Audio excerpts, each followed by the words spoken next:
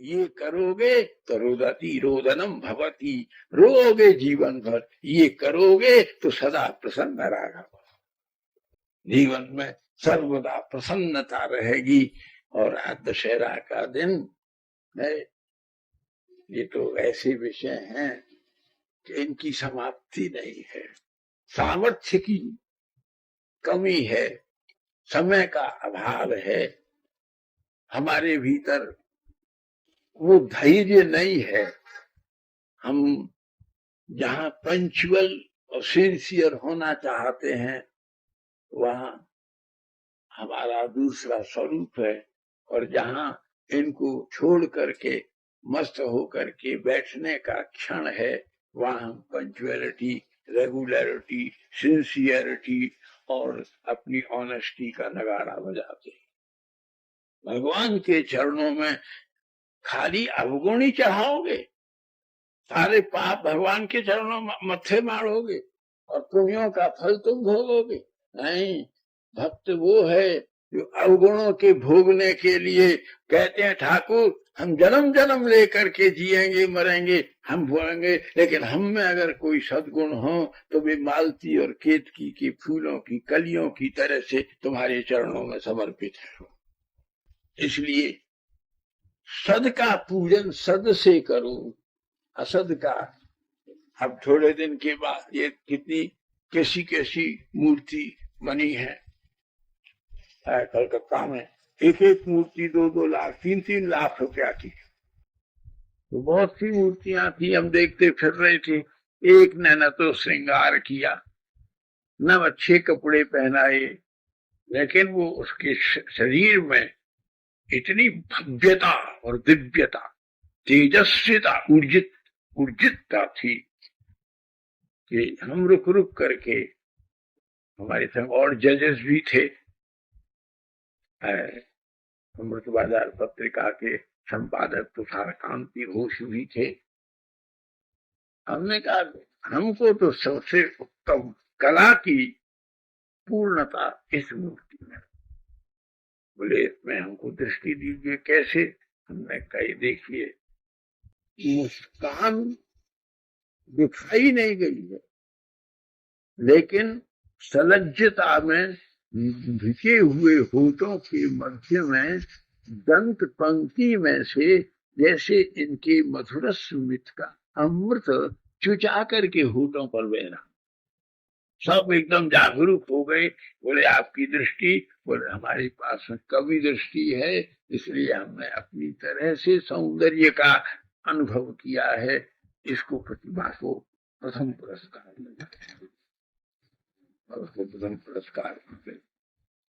बाद में जो सबसे बढ़िया प्रतिमा होती है उसको पुरस्कृत किया जाता, सरकार की ओर से भी और वहां कमेटियां भी बनी हुई है उनकी ओर से। तो यो तो कितनी सुंदरता है, सब सुंदर है। वो सुंदरता क्या है? जो सुंदर है, सुंदर कहते हैं मालूम किसको? कुल्हाड़ी को। सुंदरी कहते हैं कुल्हाड़ी को संस्कृत में, जिससे मनुष्य का धैर्य कट जाए। सुंदरता की जिस कुल्हाड़ी से मनुष्य के आत्मविवेक का सिर कट जाए, वो सुंदर नहीं है। सुंदर तो वो है कि जिससे इन आंखों से ये रूप का दिखना बंद हो करके उस चैतन्य में सच्चिदानंद के स्वरूप का साक्षात्कार हो जाए, वो सुंदर है ना? उसकी व्याख्या है। इसलिए बंधुओं कहने सुनने का तो कोई अंत नहीं है। थकावट भी है, कुछ अवस्था भी है, लेकिन भाव की तरंग तो है। समय की भी थोड़ा सा ध्यान रखने की।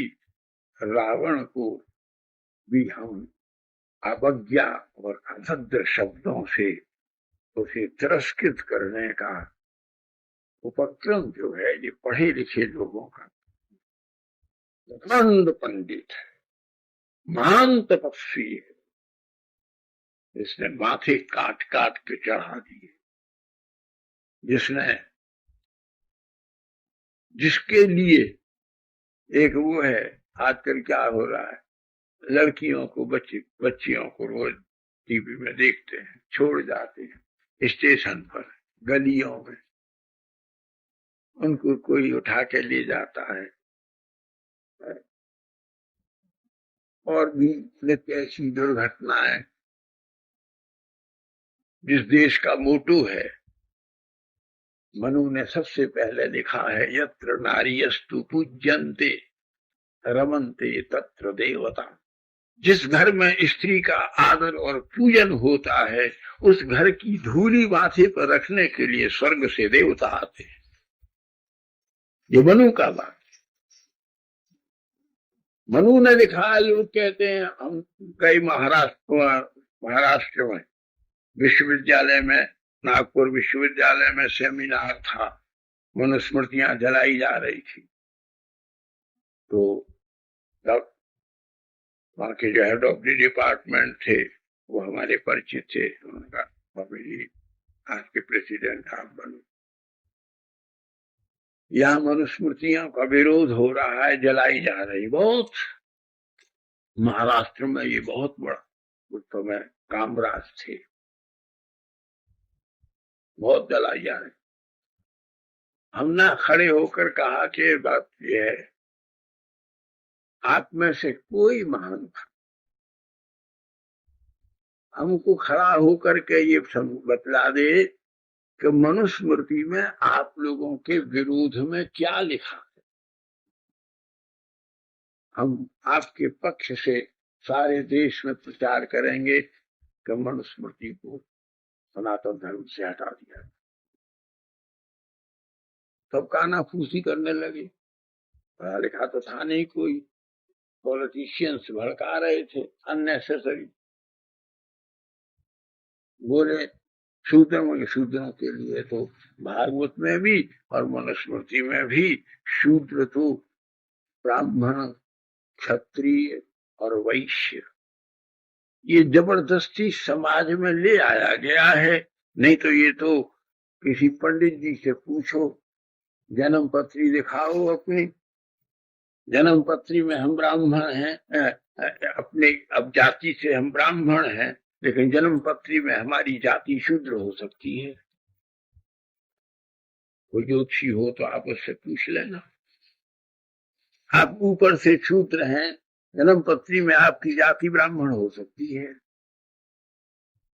ज्योतिष में प्रहलाद जी कहते हैं, सपचो गरियान, जो शूद्र भगवान का स्मरण करता है वह शूद्र ब्राह्मणों से 1 करोड़ गुना ज्यादा पूजनीय है। भागवत और कितने उदाहरण हैं। ये सामाजिक त्रुटि, सामाजिक दोष शास्त्रों के मत से मढ़ा जाए, ये अच्छी बात हमारे यहाँ समझ। युधिष्ठिर ने पूछा, तुम दिन भर कहाँ रहते हो? महाभारत। अब बोले, रहने दो, आप क्या करोगे पूछ करके। बोले नहीं, बताओ, हमारे यहाँ रहते हो, आप कहाँ रहते हो, क्या करते हो? कहीं मिलते नहीं हो। जो भगवान ने कहा, मैं उस चेता चमार के घर रहता, उसका नाम चेता था। क्यों? बोले आप घिना जाओ। जिसके पास प्यार नहीं है उसको किसी चीज में घिना, प्यार हो जाता है तो छुप चाटते हो, प्रेम हो जाता। बोले आप क्या करते हो? बोले बेचारा गरीब है, अगर वो मांस तोलता है, अगर ज्यादा तोल दे तो उसे एक लत लग गई है। ये नाम एक लत है, 1000 कोशिश करके भी आप नहीं ले सकते। और यदि गुरु कृपा से, गोविंद की कृपा से लग जाए तो वाल्मीकि की तरह से राम राम, वाल्मीकि भाई ब्रह्म समान। बोले वो बेचारा दिन भर कृष्ण कृष्ण कृष्ण कृष्ण कृष्ण कृष्ण कृष्ण कृष्ण कृष्ण कृष्ण करता रहता है, उसे होश नहीं रहता। वो किलो की जगह छटाक देता है तो ग्राहक मारता है, और छटाक की जगह किलो दे देती है तो झाड़ू से गृहिणी मारती है। अब मुझे होश नहीं रहा, इधर भी पिटता है उधर भी पिटता है। बोले तुम क्या करते हो बीच बचा? बोले नहीं, मैं बैठा बैठा छटाक का होता रहता हूँ, कभी किलो करो।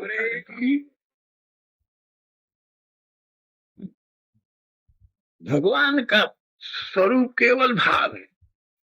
किशोरी जी केवल भाव के द्वारा कृष्ण को भावोत्सवेन भजताम रस कामधेनु सिद्धांत है कि रस रूपी कामधेनु का यदि आनंद लेना चाहते हो तो वह तर्क से, आर्ग्यूमेंट से, डिस्कशन से, किसी प्रकार से नहीं मिल सकता है। वो किसी संत की कृपा से भाव का जब मन में आविर्भाव होगा तभी सब प्रभावों से मुक्त होकर के अविना भाव गोविंद तुम्हारे भाव में डूब जाएंगे। जीवन की धन्यता हो। इसलिए बंधुओं, शास्त्रों के और जो अभिप्राय है ना, उनको केवल विद्वान से नहीं, विद्वान संत के द्वारा,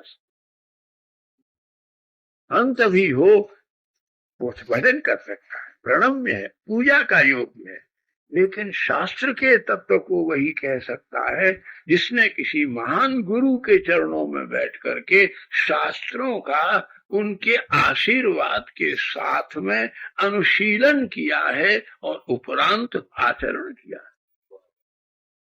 इसलिए रावण हुए, हिरण्यकश्यप हुए, प्रहलाद जी से विद्यार्थियों ने कहा